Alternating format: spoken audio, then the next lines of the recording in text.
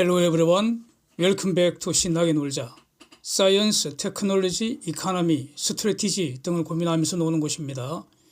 러시아 에너지 제재 사실상 이미 시작된 것으로 평가되고요. 이에 따라서 러시아 경제 위기 급속히 진전될 것으로 보이고요. 이에 따라서 러시아 에너지 제재할 때 글로벌 에너지 수급 살펴보고 삼성중공업 투자 분석 해보겠습니다. 러시아 경제 제재와 스위프트 퇴출이라는 최근의 이 상황에서는 러시아 에너지 부문은 공식적으로는 아직은 제재 대상이 아닙니다. 이걸 분명히 하는데, 그러나 미국 백악관이 러시아 에너지 제재 카드를 검토 중이라는 사실 바로 직전 영상에서 다루었습니다. 모든 사정을 종합을 하면은 러시아의 에너지 부문도 사실상 제재가 이미 진행 중인 것으로 이렇게 판단을 해야 할 것 같습니다. 이것을 정리를 하겠습니다. 러시아 경제가 과연 이런 상황에서 버틸 수 있을지 살펴보고요. 글로벌 에너지 수급도 문제가 없을지 정리할 것이고, 삼성중공업이 지금 연일 강세인데 앞으로 어떻게 될지 살펴보려고 합니다. 바이든이 G7과 러시아 제재를 종합 점검하는 그 회의를 화상으로 어저께 했습니다. 그 가운데 영국 외무장관이 아주 쌈박한 아이디어를 냈습니다. G7이 앞장서서 러시아산 오일 수입을 확 줄여보자, 이런 아이디어를 냈고요. 이걸 지금 검토를 하는 것으로 보여집니다. 무섭습니다. 이와 별도로 G7에 속하잖아요. 캐나다가 독자적으로 러시아 오일 수입 전면 금지 조치를 내렸습니다. 캐나다는 원래 세계 4위급 오일 생산자입니다. 그러니까 에너지 대국입니다. 그러나 하여튼 중공도 가스 많이 생산하지만 기본적으로는 엄청 수입을 하잖아요. 세계에서 제일 많이 수입하는 것처럼 수입 규모도 만만치 않았는데 전면 금지시켜버렸습니다. 조치를 취했습니다. 그래서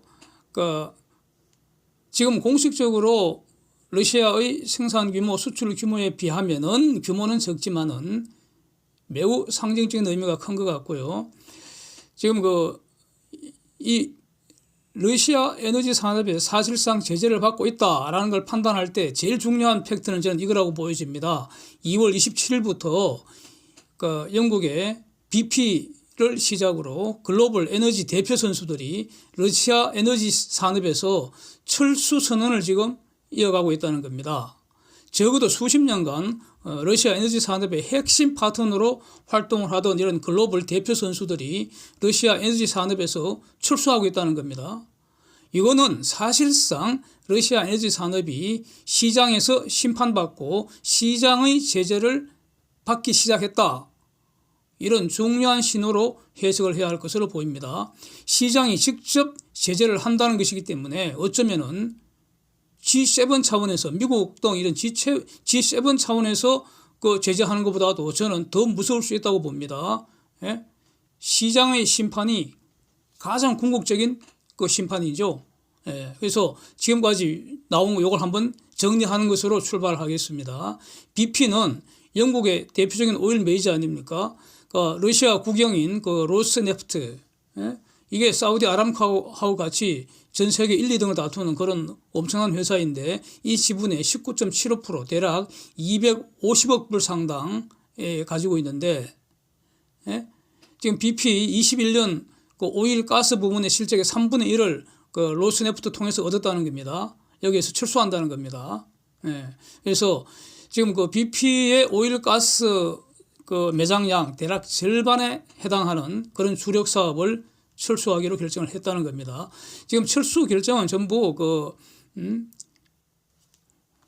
유크레인 침략에 대한 항의입니다. 에퀴노르, 노르웨이 국영회사 아닙니까? 2월 28일 발표를 했는데 러시아 에너지 산업에서 인베스팅의 반대말 디베스팅, DIVSTING, 디베스팅 결정을 했다는 겁니다. 지금 러시아 에너지 산업에 자회사 3개 마이너리티 지분을 갖고 있는데 다 철수한다는 겁니다. 지난 30년간 러시아 에너지 산업의 같이 활동하면서 대략 한 12억 불 정도 투자를 해두는데 출소한다는 겁니다. 노르웨이 에퀴놀은 노르웨이 국영회사인데 노르웨이 국부펀드, 이게 세계 최대 규모라고 말을 하고 있습니다. 이 노르웨이 국부펀드가 러시아에 한 28억 불 정도 투자를 하고 있는데 이거 전부 디베스팅 한다는 겁니다. 쉘입니다. 쉘. 쉘은 그러니까 앵글로 더치 계열의 영국 오일 컴퍼니입니다. 유명하잖아요. 뭐 말할 필요가 없고 2월 28일 발표했는데 러시아 사업 철수를 발표했습니다. 21년 기준으로 그러니까 비유동자산만 대략 30억 불 상당 러시아에 투자되고 있고요. 21년도 러시아에서 대략 7억 불 수익을 올렸는데 출소한다는 겁니다. 가스프롬이 운영하는 사할린2 가스 프로젝트 지분 27.5%를 가지고 있고요. 이게 연산 한 1,100만 톤 규모라고 합니다. 노드스트림2의 지분 가지고 있습니다. 노드스트림2 쉘 투자 지분이 대략 한 11억 불 가량 되네요. 여기에는 가스프롬이 러시아의 가스프롬이 참여하고 서방에서는 유니프, NG, OMV, 쉘 이렇게 참여하고 있는데 쉘 투자 지분 11억 불 가량 지금 빠져나온다는 겁니다. 그 다음에 쉘은 가스프롬과 함께 사림 피트리엄 오일 프로젝트 여기에 셀 지분이 한 50%가량 된다고 하는데 이거 다 빠져나온다는 겁니다. 저기 아크틱2 LNG 프로젝트 많이 하는데 기단반도 거기에 하이드로카본 분야, 탄화수소죠. 이 분야 벤처 사업 많이 하고 있는 거 다 빠져나온다는 겁니다. 쉘이. 그 다음에 이제 중요한 게 엑슨모빌입니다. 엑슨모빌은요. 얘도 뭐 25년 이상 러시아 사업을 해왔는데 이미 엑슨모빌은 2014년도 러시아가 크림반도 강제 병합하는 그 항의해서 로스네프트와의 다수 프로젝트를 그 당시 이미 철수를 해버렸습니다. 그래갖고 2018년도에 완료가 되었고요. 아직 남아 있는 것이 지금 살린 1 프로젝트에서 지분 30% 갖고 있고요. 그런데 요거는 지금 국제 컨소시엄입니다. 95년부터 비즈니스 하고 있는데 로스네프트 자회사 2개 하고 일본, 인도 하고 이제 엑슨모빌하고 이게 컨소시엄으로 참여하고 있고요. 그다음에 카스피 파이프라인이 있습니다. 카자흐스탄하고 흑해 항구 연결하는 그게 파이프라인 지분이 한 7.5% 있다 그러고 또 러시아 국내에서 이제 각종 석유화학 제품 비즈니스를 하고 있고 이랬는데 요 남은 분야에 대해서 아직은 특별한 언급이 없는데 수요일 날 버추얼 인베스트먼트 데이 행사가 있습니다. 여기에서 어떤 발표가 있을지 주목을 해야 할 것 같습니다. 엑슨모빌. 토탈 에너지는요. 앞으로 추가 투자 일체 동결한다고 발표를 했습니다. 이것도 엄청난 겁니다. 기존 투자는 진행한다는 의미로 일단 해석이 됩니다. 노바텍 지분 19.4% 갖고 있고요. 이 노바텍은 러시아에서 LNG 생산으로는 최대 기업 아닙니까? 야말 프로젝트 20% 가지고 있고 LNG 프로젝트죠. 다 아크틱 LNG 프로젝트 10% 지분 갖고 있고 이거는 아크틱 LNG 2 프로젝트 이거는 내년부터 이제 생산한다는 그런 예정인데 그 다음에 이외 여러 가지 조인트 벤처 사업에 참여 중입니다. 그래서 지금까지 나온 출수 발표 또는 투자 동결 발표한 게 여기까지고요. 이 외에 지금 러시아에 진출 중인 글로벌 대표 선수들급, 대표급 선수들, 에너지 관련 대표급 선수들이 제가 조사한 걸 대략 한 12개 정도 파악을 하고 있습니다. 근데 이 중에서 정상적으로 활동하겠다라고 발표한 데는 쉐브론밖에 없습니다. 나머지는 지금 다 고민 중으로 보입니다. 그래서 출수 결정이 과연 앞으로 이어지는지 이거 매우 주목을 해야 할 것 같습니다. 그래서 이와 이제 관련해서 러시아 대응이 나왔는데 러시아가 외국인 투자기업 자본 유출 통제 조치를 발표를 했습니다. 일단 러시아 총리가 이 원칙만 발표를 하고 지금 부랴부랴 대통령령을 만드는 것 같습니다. 외국 투자기업의 투자자본 회수를 제한하는 조치를 취하는 것 같습니다. 그래서 이거는 러시아 탈출 선언안 위에서 본 에너지 기업들이 우선적으로 적용되는 거 아닌지 이것도 일단 주목을 해야 될 것 같고요. 이렇게 되면은 이제 미국 서방 쪽하고 러시아하고 또 다른 갈등 요인이 되는 거죠. 예? 그것도 주목이 되고 사실상 이거는 그 자산 동결 조치 아니겠는가? 매우 부당하다는 거죠. 맹고하니 미국과 EU의 그 자산 동결 조치는 푸틴과 그 이너서클인 올리가르이라는 이 세력들, 그다음에 그러니까 푸틴의 이너서클 중에서도 저기 안보 라인 쪽하고 이 경제 라인 쪽 얘네들이 우크라이나 침략 전쟁에 책임이 있는 자들이니까 그 불법 행위 책임을 물어서 제재한 것인데, 예? 그래서 러시아가 미국과 EU 개인들이 아니라 직접 아무 상관이 없는 사업자들의 투자자본 회수를 통제하는 게 부당한 거 아닌가?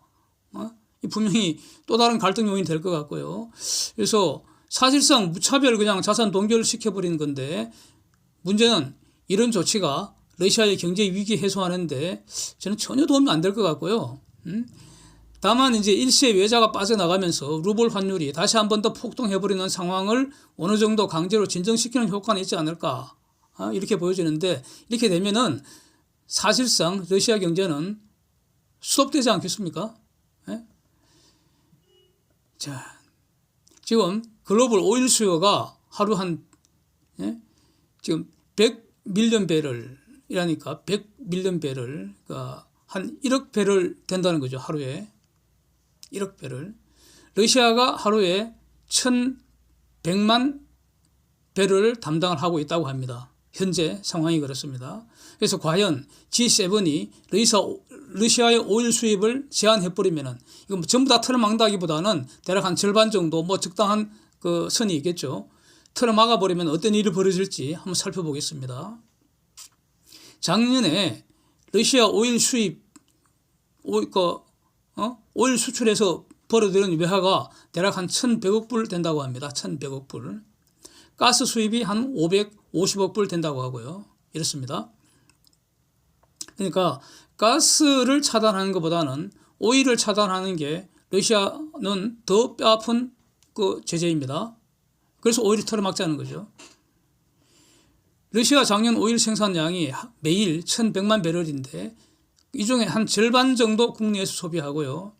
대략 500만에서 600만 배럴을 매일 수출을 해왔다고 합니다. 이 중에 절반인 250만 배럴이 유럽으로 가고요. 유럽으로 가는 것 중에 한 3분의 1 정도 70만 배럴은 파이프라인을 통해서 갑니다. 그게 지금의 그 벨라루스 밑으로 지나갑니다. 드루즈바 파이프라인입니다. 그 이용하고요. 160만 배럴이 중공한테 파는데 요 중에 한 80만 배럴은 동시베리아 태평양 파이프라인을 통해서 보내고요. 또 한국하고 일본도 소량씩 기름 들어옵니다. 그래서 수출량 500 내지 600만 배럴 중에서 150만 배럴 정도는 파이프라인을 통해서 보내고 나머지 350만에서 450만 배럴은 이제 배로 운송을 해야 합니다. 이게 바로 운반선이겠죠. 자, 이것을 제재를 해버리면 수입 안 한다는 거죠. 지금까지는 그러니까 러시아가 에너지를 무기화하면 어쩌나 이걸 걱정을 했는데 지금 상황이 정반대입니다. 서방이 안 사겠다는 겁니다. 거꾸로 에너지 무기화하는 거죠. 돈으로 러시아의 목을 조르겠다 이렇게 보이는데 이 러시아산 이 원유는 특징이 황성분이 많다고 합니다. 불순물도 비교적 많다고 합니다. 그래서 정제 과정에서 특별한 프로세스 필요하고요. 탈황해야 되니까. 그 다음에 더 고도한 기술이 필요하다 이런 겁니다. 그래서 아무 데서나 할 수는 없고요.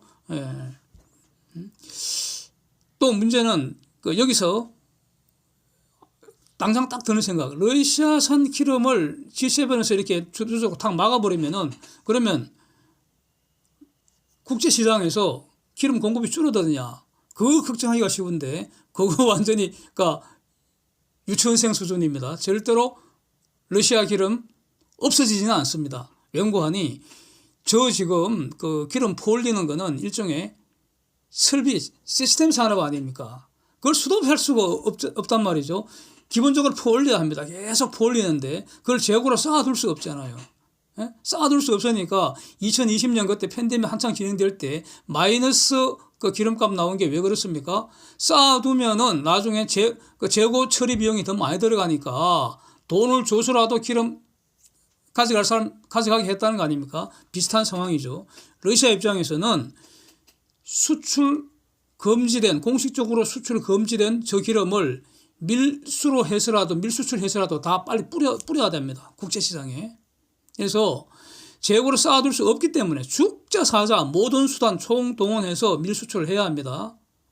이란과 베네수엘라 기름 수출 막아도 결국은 시장에서 돌아다닌다는 사실, 이걸 기억을 해야 할 겁니다. 가스 같으면은 영하 162도로 냉각을 해서 특수선박으로 배달하기 때문에 이거를 몰래 거래하기는 너무너무 힘듭니다. 다시 말하면 가스는 성질상 꼬리표가 딱 붙어 있다, 이렇게 볼 수도 있습니다. 원유는 가스보다는 꼬리표 붙이기가 힘이 들어서 개구멍을 이용해서 몰래 거래하기 훨씬 용이합니다.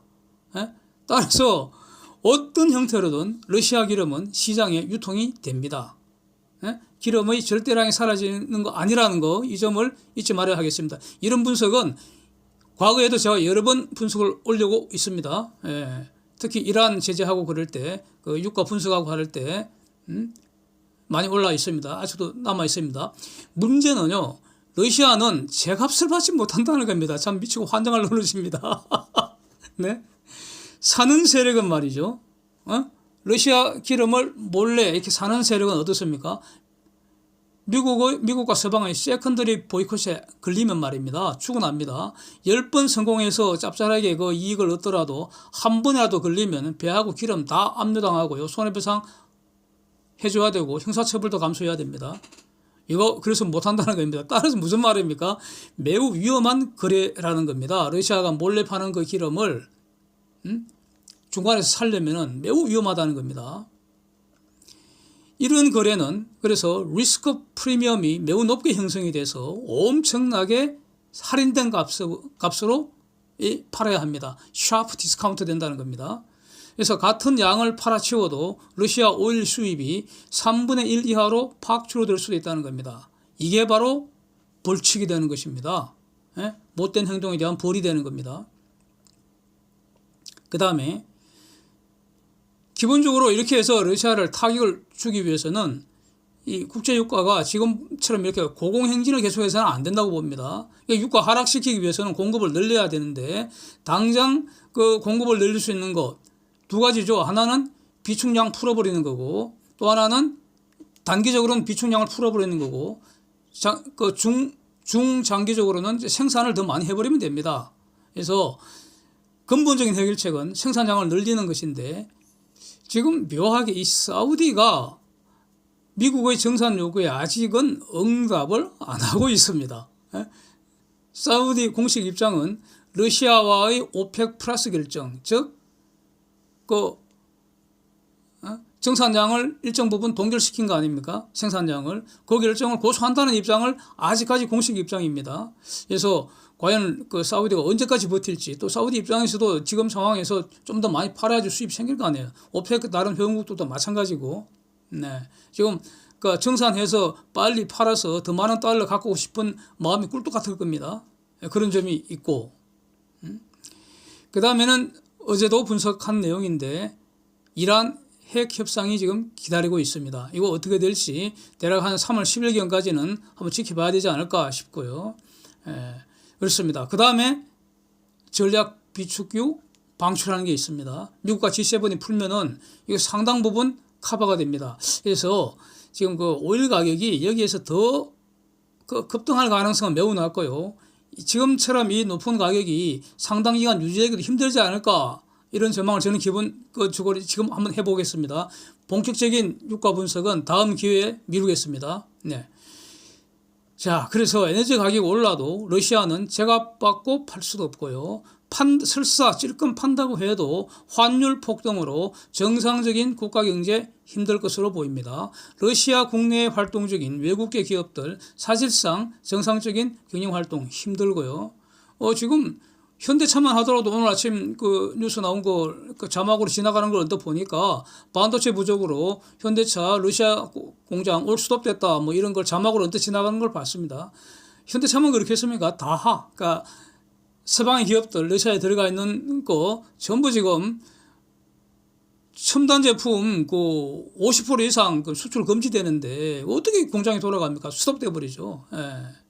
플러스해서 러시아는 막대한 전쟁 비용까지 지불을 해야 됩니다. 예. 완전 수렁에 빠졌습니다. 수렁에 빠졌습니다. 이 모든 것을 종합하여 보여주는 것이 바로 러시아 주식시장 지금 열리지도 못하고 있고요. 예, 열리지도 못하고 있고 환율은 100루블 이상 지금 폭등해 있고요. 지금 보시는 것처럼 러시아 중앙은행이 기준금리를 2배로 올려서 20%로 결정을 했다는 겁니다. 그 다음에는 뭐겠습니까? 기준금리 20%면 물가는 지금 최소 20, 30% 이상 올라가지 않겠습니까? 예? 30%, 40%, 50% 물가 폭등이 지금 기다리고 있다 이겁니다. 이런 얘기입니다. 예? 그래서 뭐 지금 그 지불 준비금이 6,300억 불 이상이다 이렇게 그동안 자랑을 해왔는데 이 완전 그림이 떡이 돼버렸습니다. 사용하고 싶어도 사용을 못합니다. 푸틴과 올리가르히 그 비밀 계좌 추적해서 압류하는 작업이 지금 진행 중입니다. 진행 중입니다. 그 다음에 요트 같은 거 이런 거 고가 별장 같은 거 이런 거 이 요트나 고가 별장을 러시아에 뒀겠습니까? 전부 저 유럽이나 이런 데 뒀을 거 아닙니까? 그거 다 압류한다는 겁니다. 압류. 그래서 어떤 유럽 특정 항구에 정박해 있는 그런 요트들이 그 올리가르 소 요트들이 움직이더라는 겁니다. 그런 것까지 다 파악하고 있다는 거죠. 예. 그래서 한마디로 러시아 경제 위기는 급속도로 진행되지 않겠는가? 예? 앞으로 주목해 보겠습니다. 예. 네? 경제 위기는 피할 수 없을 것으로 보이고요. 지금 이미 진행 중이라고 봐야죠. 더 급속하게 진행될 것이다. 이렇게 정리하겠습니다. 아무튼 그 지금까지 일반적인 러시아 경제 제재에서 그 재미있는 것은 멕시코하고 브라질이 러시아 제재에 동참하지 않겠다 이렇게 선언을 했고요. 근데 뭐 이런 데보다는 중공의 태도인데 중공 결국 미국 눈치에 엄청 볼 것으로 저는 일단 정리를 하겠습니다. 예. 좀 더 얘들은 구체적인 움직임이 있을 때 다시 한번 분석을 해보겠습니다. 삼성중공업 투자 분석 보겠습니다. 그래프 보시면 작년 11월 이후 공매도 세력들 숏 커버링 지속되는 거 추세로 보여집니다. 1월 중하순에 일시 공매도 증가한 것은 이거 전부 물린 것으로 보이고요. 엄청 손해보고 있을 것으로 이렇게 판단이 됩니다. 숏 커버링 대규모 진행 중인 게 팩트인 것으로 보이고요. 신용 매수 잔고는 오히려 줄고 있는데 이것은 1월 폭락 과정에서 반대매 강제 청산된 걸로 보이고 또 2월에 신용 세력들이 상승하는 시장 대응에 실패한 것으로 이렇게 평가를 하겠습니다. 결국 주가 더 오르면 앞으로 이제 싸게 팔았던 거 이제 비싸게 진입할 가능성 두고 보겠습니다. 삼성중공업 펀드멘탈에 대해서는요, 뭐 이전 영상에서 굉장히 많이 이렇게 풍부하게 많이 다룬 것으로 저는 그렇게 보고 있기 때문에 또 그 분석이 전체적으로 옳았다 이렇게 보여지고요. 그래서 반복하지는 않겠습니다. 그래서 혹시 이 영상이 처음이신 분들은 이전 영상을 참고하시면 좋을 것 같습니다. 노래 한 곡 하겠습니다. 공매도 시체를 넘고 넘어 앞으로 육천선아 잘 이끌어 삼중은 진격한다 원한 맺힌 팔천선 한방에 돌파하고 슈퍼사이클 즐기다 보니 10만 삼중 발밑에 있네. 말하는 거하고 노래하는 거하고 음성이 틀리질 않네요. 예. Thanks for watching. See you next day.